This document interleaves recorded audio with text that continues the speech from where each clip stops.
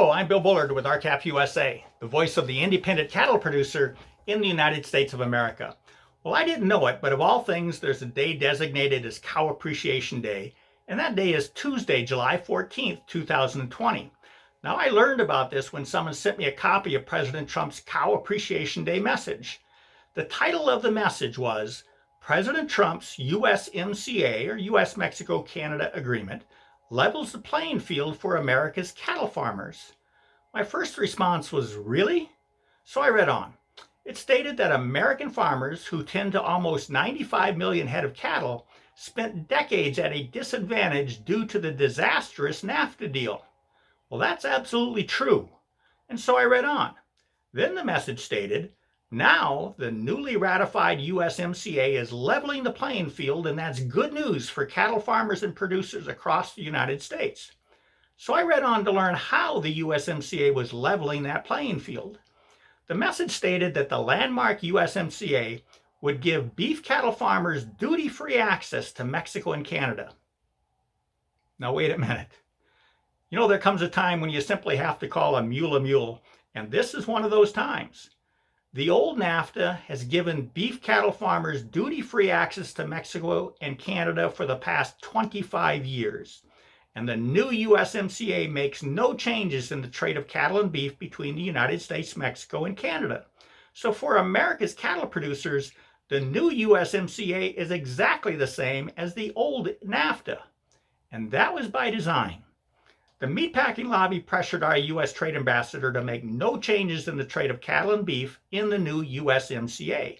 And that's exactly what happened. Nothing.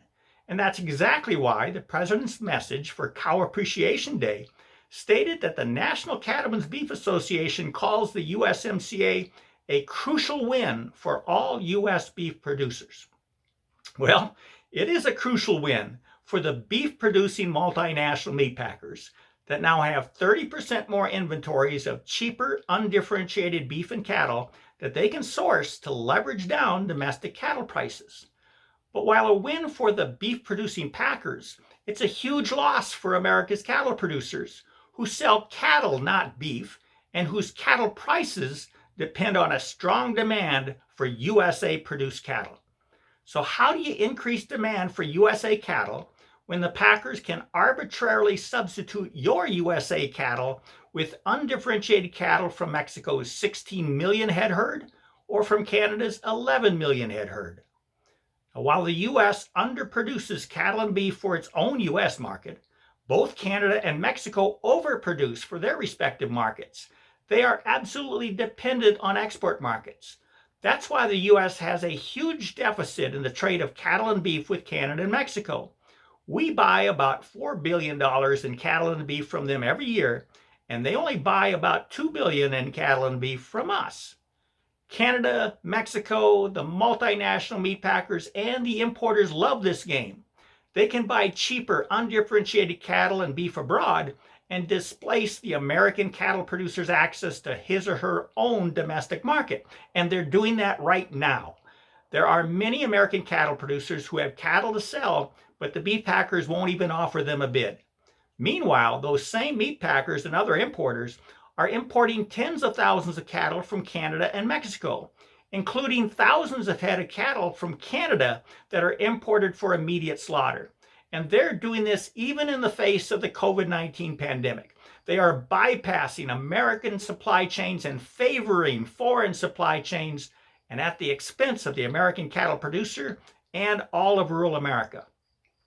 If the president truly believes the old NAFTA was bad for America's cattle producers, then he made a terrible mistake, because the new USMCA is exactly the same as the old NAFTA for America's cattle producers.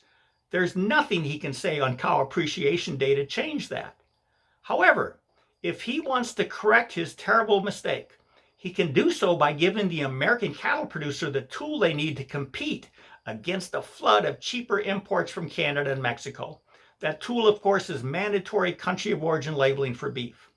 If the president required all beef sold in America to be labeled as to where it was born, raised, and harvested, then and only then will the American cattle producer be able to increase demand for their American cattle. until mandatory country of origin labeling is required for all beef sold in America, on this and other years' momentous Cow Appreciation Day, the Emperor has no clothes. Well, thank you for helping to support the American rancher. If you'd like to learn more about what R-CALF USA is doing to help the American rancher in all of rural America, please go to our website at www.r-calfusa.com. With that, thank you and goodbye.